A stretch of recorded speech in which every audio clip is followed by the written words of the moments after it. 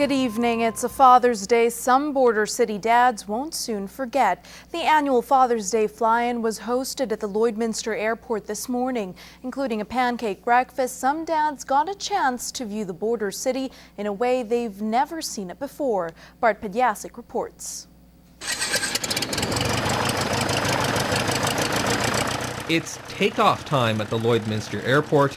The weather held up as dozens of four-seater planes filled the runway this morning, all preparing for their special afternoon flights.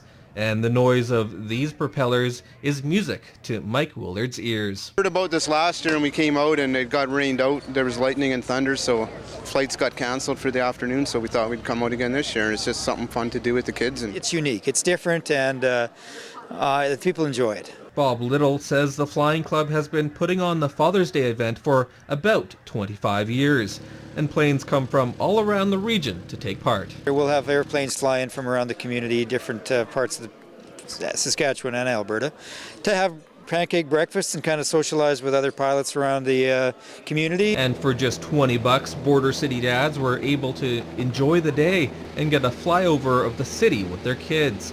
But Little says the day was more than that. He took the opportunity to teach the public about the importance of the airport. There are literally hundreds of flights out of here constantly.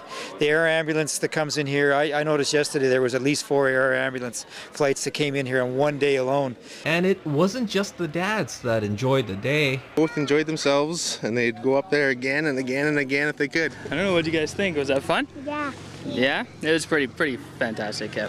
Willard agrees, saying he couldn't imagine a better way to spend the day. I think it's an excellent deal. It's how can you have a better Father's Day, spend some time with your kids and go do something you haven't done in a super long time.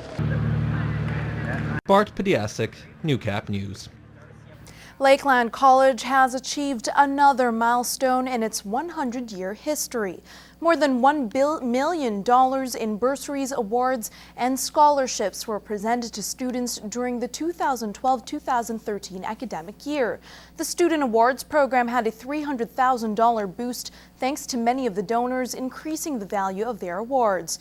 For more information on the awards program, you can visit the college website. The City of Lloydminster wants to remind homeowners that property taxes are due next week. Payments can be made on or before June 30th by check, cash, debit, and online banking. After June 30th, penalties will be applied to outstanding property taxes. The taxes provide 24% of the city's annual operating revenue, going to street maintenance, operation of parks, recreation, cultural facilities, and more. For more information, you can visit the city's website. The sun may not have come out yesterday, but that didn't stop some vintage cars from shining. Just Cruise and Car Club held their annual event at Lakeland College yesterday, and car enthusiasts got the chance to show off their rides. The participant numbers were down from last year due to the weather, but the hardcore car collectors paid no mind. I think I won a prize for showing up. Les Charters was the winner of this year's Show and Shine competition. His uncommon 65 Parisian custom sport car won him first place. It's a one-family car that I bought out of Assiniboine, Saskatchewan. It spent its whole life there in the same family, and I brought it out of there. It has some unique options. It's a 4-speed car. It has tinted glass. It has plum interior. And it's just kind of fun to drive. With a total of 25 cars entered in the show, Club President Cliff Wist was happy with how the event turned out. Well, I'm quite surprised at the number of cars we had. We had people from Swift Current here, brought their cars up, and a couple out of Edmonton was here, so very impressed with the amount of people that were here. This event was a great time for the car buffs to network and boast about their hard work. The club has over 100 members and have weekly meetings at the mall parking lot. Cars just come down on Wednesday night. There's always somebody there who knows somebody about this part or that car. There's always hope the sun will shine down on next year's show, but for Charters, yesterday's weather didn't matter. But us die-hard car guys still show up. Anna Knopfate, Newcap News. Cal joins me. So 2 lopsided losses was not the way the Vandals want to start the 2013 AFL season. No, it wasn't a great start, but luckily they had a team coming in that was kind of doing as bad as they were. Like I said, last night they had a chance to pick up the first win as they welcomed the winless Edmonton Stallions to the Border City. Pick this one up with Lloydminster leading 7-0. Jake Hodgkiss in his first start at quarterback takes the snap and airs it out for Brandon Siemens right in the basket. The convert is good, putting the Vandals up 14-0. Then bad news for the Stallions on this next play. Hodgkiss calls his own number and goes for a run. Number 71 on defense falls awkwardly after going for the tackle. He would be down for a few minutes before leaving the game. It looked very painful. By the way, he's going to be holding his shoulder. I would assume that he is out with a shoulder injury. He would not return for the game. Under 5 left in the first half. Hodgkiss goes to work again. He finds Andrew Busby, who breaks a hit and takes off. He's so fast, our cameraman can't even keep up with him. He'd hit pay dirt. I promise. Here comes the ref to confirm it. Touchdown. 21-0. Then more bad news for Edmonton. Tendai Josie takes the handoff and another defensive player falls awkwardly.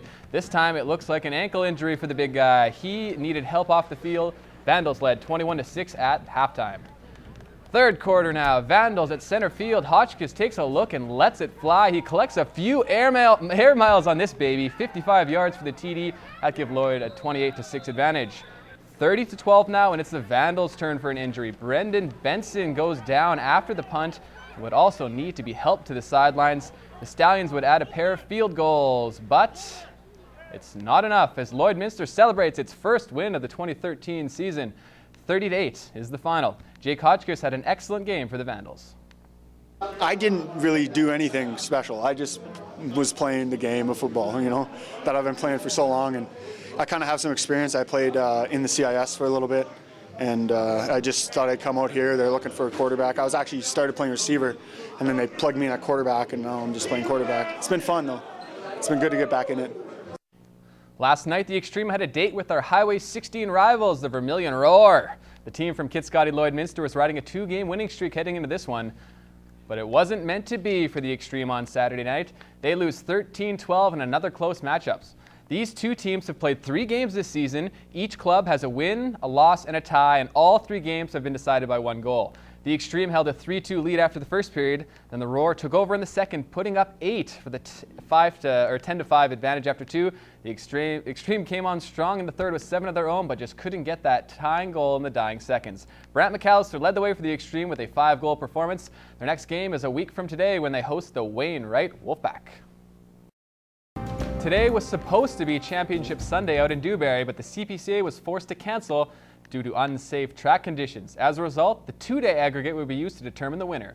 And that means Vern Nolan is the 2013 Dewberry champion after posting a 2:20.49 just, and I mean just, edging out Dallas Dick, who came in at 2:20.59. It's the second straight Dewberry championship for Mr. Nolan, who was a co-winner along with Ray Mitsuing in 2012. His brother Shane finished third at the event with a 2:20.72. BJ Carey is fourth with a 2:21.32. Now remember, Carey was assessed a 1-second penalty after judges reviewed the tapes of day 1, and that cost Carey his 3rd straight win. And filling out the top 5 is Brian Laboucaine at 2:21.6. The CPCA's next stop is in Wainwright with 4 exciting days of chuck wagon action starting on Thursday night. And speaking of postponed due to rain, we have a quick NSRBL update for you. The Lloydminster Juniors were supposed to take on the Meadow Lake Sox this afternoon, but because of all the rain we've been getting over the last few days, they've decided to postpone the... Bart and Kyle join me. Now it is Father's Day, and unfortunately we aren't able to be with our families, but we would just like to greet a very happy Father's Day from the Newcap News Weekend crew to all the fathers out there. And let's check this out. So we kind of made a little collage of all our fathers. Yeah. Just like to wish happy Father's Day to my dad. Thank you for everything. I am still daddy's little girl. And I gotta say, I've been told I look like my dad, and I guess that means he's a handsome fella. Yeah, but all seriousness, thanks, Dad, for everything you've done. Have a happy Father's Day.